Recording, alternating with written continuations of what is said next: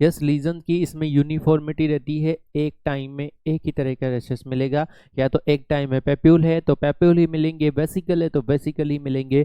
But chicken pox में पोलीमॉर्फिक rashes मिलते हैं, एक ही टाइम पर आपको पेप्यूल, वेसिकल, मैक्यूल, पुस्टूल ये सब यहाँ पे मिलते हैं। यस, क्योंकि जो लीजन है वो अलग अलग स्टेज पे चल रहे होते हैं, तो स्मॉल पॉक्स और चिकन पॉक्स को साथ में डिफरेंशिएट करते हुए अभी से पढ़ते जाना है ताकि कन्फ्यूज़न ना हो। यस, और यदि कोई भी और डायग्नोसिस उस डिजीज़ को एक्सप्लेन नहीं कर पा रहा हो, कोई डिफरेंशियल डायग्नोसिस और उसका एक्सप्लेनेशन नहीं बन पा रहा हो, तो आपको इस केस को नोटिफाई करना है डब्ल्यूएचओ को, लेबोरेटरी से कंफर्म हो गया तब भी। यस, तो पोस्ट इरिडिकेशन सर्वेलेंस भी चल रहा है, ऐसा नहीं है। जब इरिडिकेशन हो चुका है, आपको कंट्रोल, इलिमिनेशन और इरिडिकेशन में डिफरेंस बताया था।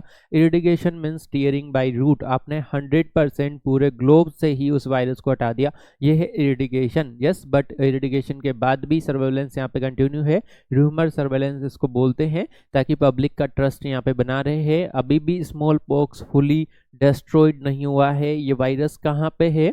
स्टॉक इनका है रशिया एंड यूएसए की रिसर्च लेबोरेटरी में है। जब तक ये यहाँ से पूरा हट नहीं जाता तब तक इरिडिकेशन का चैप्टर कंप्लीट नहीं होगा। यस, बट यही है, ये रिसर्च पर्पस से रखा हुआ है यहाँ पे। तो आप यही कहोगे कि स्मॉल पॉक्स का इरिडिकेशन हो गया। जब स्पेशली आपसे पूछा जाए कि वायरस कौन सी रिसर्च लेबोरेटरी की में है, तब रशिया यूएसए आंसर करेंगे। यस, तो जो भी M3 एकेडमी के नोट्स हैं, जो भी चैप्टर आपको मिलता है उसके लास्ट में आपको की point, recap, exam friendly, last minute revision, pulse या की टेक अवे समरी आपको मिलती है, ताकि आपके पास टाइम कम हो तो आप उन पॉइंट्स को ध्यान से पढ़ सकें। यस, यहाँ पे जो भी इंपॉर्टेंट पॉइंट है वो यहाँ पे लिखे गए हैं। यस, निमोनिक्स भी आपको दिए जा रहे हैं साथ के साथ। यदि आपको याद रखने में कोई भी दिक्कत आती है तो आप इजीली याद कर सकते हैं।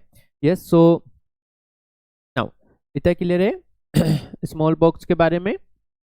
अब जो नेक्स्ट इन्फेक्शन है वो है monkey pox. Yes, human monkey pox.